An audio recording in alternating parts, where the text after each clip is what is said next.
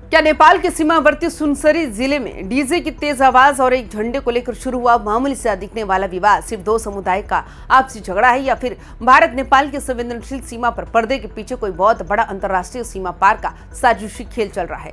जरा गहराई से सोचिए, आखिर क्यों एक 24 साल के नौजवान ओम प्रकाश मेहता की गोली लगने से हुई मौत के बाद अचानक से पूरा सुनसरी जिला सुलग उठता है? आखिर क्यों रातों रात जिलाधिकारी वासुदेव घिमिरे और एसपी केशव थेवे जैसे शीर्ष प्रशासनिक अधिकारियों को उनके पद से हटाकर ईश्वरी प्रसाद अरियाल और पुष्पराज मल को कमान सौंपनी पड़ जाती है?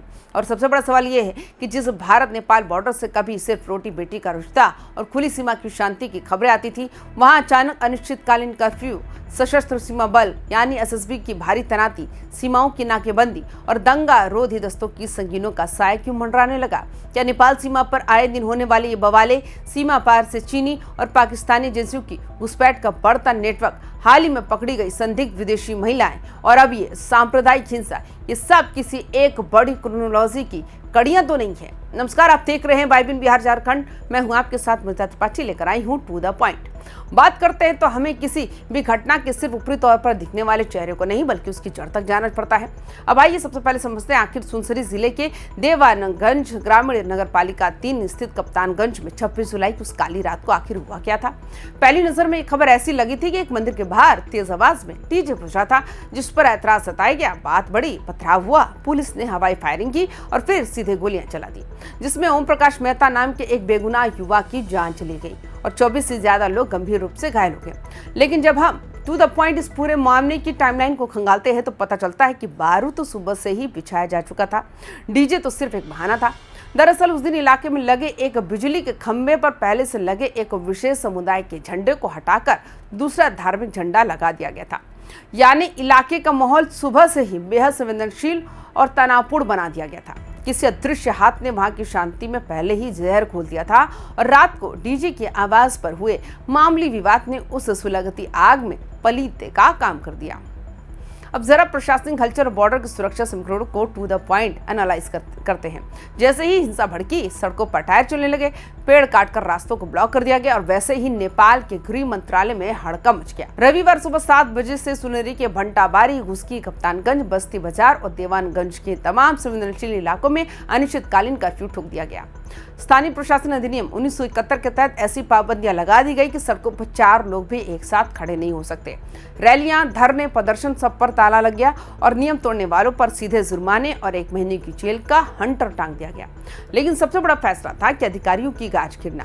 जिला अधिकारी और एसपी दोनों को एक झटके में नाप दिया गया। सवाल ये उठता है, क्या नेपाल प्रशासन को इस बात का एहसास हो गया था कि अगर उन्होंने तुरंत कड़े कदम नहीं उठाए तो ये आग सुनसरी से निकलकर पूरे तराई क्षेत्र में फैल जाएगी? और यही से शुरू होती है भारत के लिए सबसे बड़ी चिंता, क्योंकि सुनसरी की सीमा सीधे तौर पर भारत के बिहार राज्य से सटती है।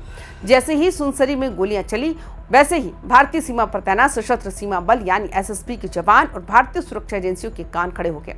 बॉर्डर पर आम लोगों की आवाजाही को पूरी तरह से रोक दिया गया। अब आप ही सोचिए, आखिर बिहार नेपाल बॉर्डर पर पिछले कुछ समय से लगातार तनाव का माहौल क्यों बना हुआ है?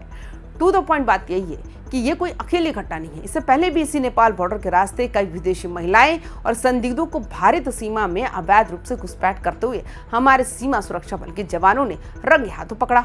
कभी चीनी नागरिक तो कभी अन्य देशों के संदिग्ध पासपोर्ट के साथ नेपाल के रास्ते भारत में दाखिल होने की कोशिश करते रहे। ऐसे में जब नेपाल के तराई इलाकों में जिस तरह का भयानक सांप्रदायिक तनाव पैदा होता है, कर्फ्यू लगता है और पुलिस व दंगा निरोधक दस्ते की गाड़ियां सायरन बजाते हुए सड़कों पर दौड़ती हैं, तो इसका सीधा असर भारत की आंतरिक सुरक्षा पर पड़ता है। जब बॉर्डर पर एसएसबी के जवान और नेपाली सेना के जवान आमने सामने की गश्त बढ़ा देते हैं तो दोनों देशों के बीच जो सबसे बड़ी ताकत थी यानी खुली सीमा का सहज माहौल, वो पूरी तरह से प्रभावित होता है। नेपाल का तराई बेल्ट हमेशा से एक बेहद नाजुक इलाका रहा है। जब जब इस इलाके में कोई सामाजिक या राजनीतिक अस्थिरता पैदा होती है, तब तब सीमा पार से सक्रिय राष्ट्र विरोधी दल, तत्वों और आपराधिक गिरोहों को अपनी गतिविधियां तेज करने का मौका मिल जाता है। सुनसरी में जिस तरह से डीजे और झंडे के विवाद को अचानक से खूनी हिंसा में तब्दील कर दिया गया, वो इस बात का साफ इशारा है कि वहां स्थानीय लोगों के जज्बातों को भड़काकर राजनीतिक और सामाजिक ध्रुवीकरण की एक बहुत बड़ी पटकथा लिखी जा रही है। अब अगर हम इस पूरे घटनाक्रम को टू द पॉइंट होकर भविष्य के नजरिए से देखें तो नेपाल सरकार और वहां के नए जिलाधिकारी ईश्वर प्रसाद अरियाल और नए एसपी पुष्पराज मल के सामने सबसे बड़ी चुनौती ये है कि वे कैसे इस भड़के हुए असंतोष को शांत करते हैं, क्योंकि 24 साल के युवा की मौत कोई छोटी मोटी बात नहीं है। जब तक पीड़ित परिवार और स्थानीय लोगों को यह भरोसा नहीं मिलेगा कि दोषियों पर सख्त कार्रवाई होगी, तब तक का कर्फ्यू हटाना बेहद मुश्किल हो सकता है।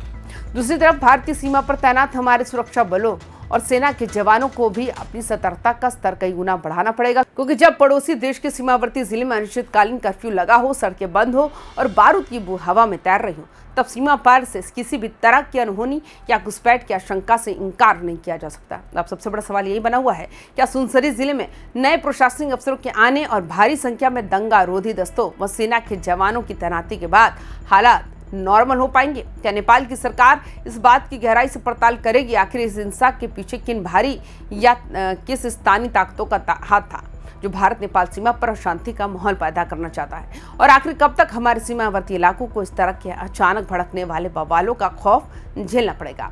इस पूरे मामले नेपाल की बॉर्डर सुरक्षा और सुनसरी के इस तनावपूर्ण माहौल पर आपकी क्या राय है? हमें कमेंट्स करके जरूर बताएं और तमाम खबरों के लिए देखते रहिए YBN बिहार झारखंड। नमस्कार।